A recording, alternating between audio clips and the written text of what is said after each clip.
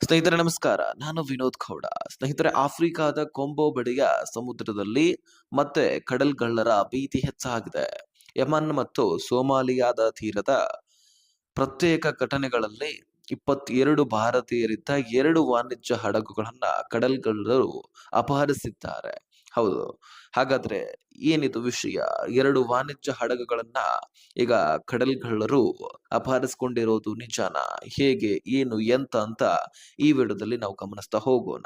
ಸಾಧ್ಯವಾದ್ರೆ ಈ ವಿಡಿಯೋನ ನೀವು ಕೊನೆವರೆಗೂ ವಾಚ್ ಮಾಡಿ. ಸ್ನೇಹಿತರೆ, ಮೊದಲ ಘಟನೆ ನಡೆದಿರೋದು ಯಮನ್ ಕರಾವಳಿಯಿಂದ ಸುಮಾರು 30 ನಾಟಿಕಲ್ ಮೈಲಿ ದೂರದ ಎಡನ್ ಕೊಲ್ಲಿಯಲ್ಲಿ. ಹೌದು. ಎರಿಟ್ರಿಯಾ ಧ್ವಜ ಹೊಂದಿರುವಂತಹ ತೈಲ ಟ್ಯಾಂಕರ್ ಎಂಟಿ ಸೀಬು 1 ಹಡಗನ್ನ 6 ಸಶಸ್ತ್ರ ಕಡಗಳ್ಳರು ಅಪಹರಿಸಿದ್ದಾರೆ. ಈ ಹಡಗಿನಲ್ಲಿ ಒಟ್ಟು 20 ಸಿಬ್ಬಂದಿ ಇದ್ದರು. ಅದರಲ್ಲಿ 16 ಜನ ನಮ್ಮ ಭಾರತೀಯರು. ಇನ್ನು ಉಳಿದವರು ಒಬ್ಬ ಸಿರಿಯನ್, ಒಬ್ಬ ಸುಡಾನ್ ಮತ್ತು ಒಬ್ಬ ಇರಾಕಿ ಪ್ರಜೆ. ಹೌದು. ಇನ್ನೊಬ್ಬರ ರಾಷ್ಟ್ರೀಯತೆ ಇನ್ನೂ ಕೂಡ ದೃಢಪಟ್ಟಿಲ್ಲ.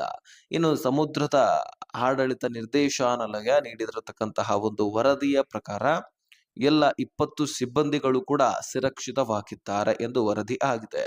ಆದರೆ ಹಡಗು ಮತ್ತು ಸಿಬ್ಬಂದಿಯ ಇತ್ತೀಚಿನ ಸ್ಥಿತಿ ಇನ್ನೂ ಕೂಡ ನಿರೀಕ್ಷೆಯಲ್ಲಿದೆ. ಈ ಘಟನೆಯ ಬಗ್ಗೆ ವರದಿ ನೀಡುವಂತೆ ಮತ್ತು ನಂತರದ ಮಾಹಿತಿಯನ್ನ ಈ ನಾವಿಕ್ ಆನ್ಲೈನ್ ವ್ಯವಸ್ಥೆಯ ಮೂಲಕ ನೀಡುವಂತೆ ನೇಮಕಾತಿ ಮತ್ತು ನಿಯೋಜನೆ ಸೇವಾ ಪರವಾನಗಿ ಸಂಸ್ಥೆಗೆ ಹೇಳಲಾಗಿದೆ.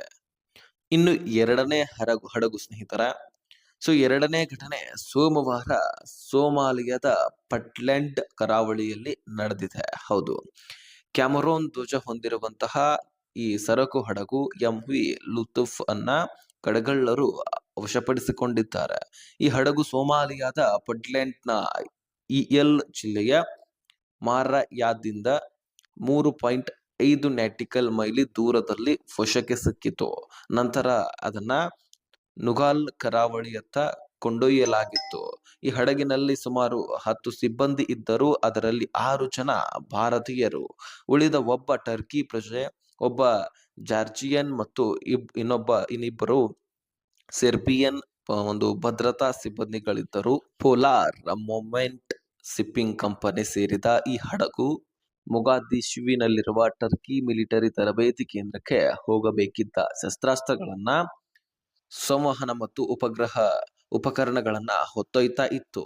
ಏಪ್ರಿಲ್ನಲ್ಲಿ ಎಂವಿ ಸ್ವಾರ್ಡ್ ಹಡಗು ಅಪಹರಣದಲ್ಲಿ ಭಾಗಿಯಾಗಿದ್ದ ಗುಂಪಿಗೆ ಸೇರಿದ 8 ಕಡಲ್ಗಳ್ಳರು ಈ ಹಡಗನ್ನ ಪಟ್ಲ್ಯಾಂಡ್ ನ ಡೊಂಗೊರೊಯೊ ಜಿಲ್ಲೆಯ ಗಲ್ಮಾರ್ಗ್ ಬಳಿಯ ಕರಾವಳಿಗೆ ಕೊಂಡೊಯ್ದಿದ್ದಾರೆ ಎಂದು ಅಧಿಕಾರಿಗಳು ಹೇಳಿದ್ದಾರೆ.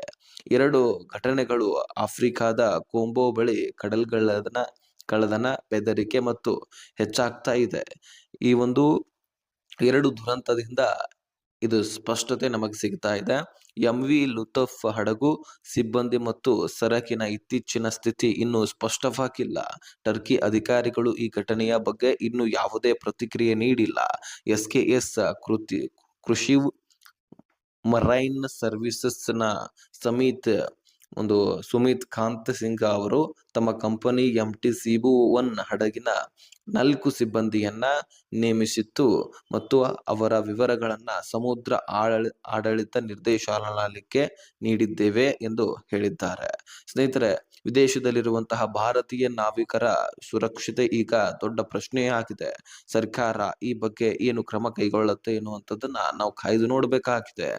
ಏನು ಈ ರೀತಿ ಆಗ್ತಾ ಹೋದ್ರೆ ಹಡಗುಗಳನ್ನ ಈ ರೀತಿ ಕಡಲ್ಗಳ್ಳರು ಅದನ್ನ ಕೊಂಡೊಯ್ತಾ ಅದನ್ನ ಹೈಜಾಕ್ ಮಾಡ್ತಾ ಹೋದ್ರೆ ಏನು ಗತಿ?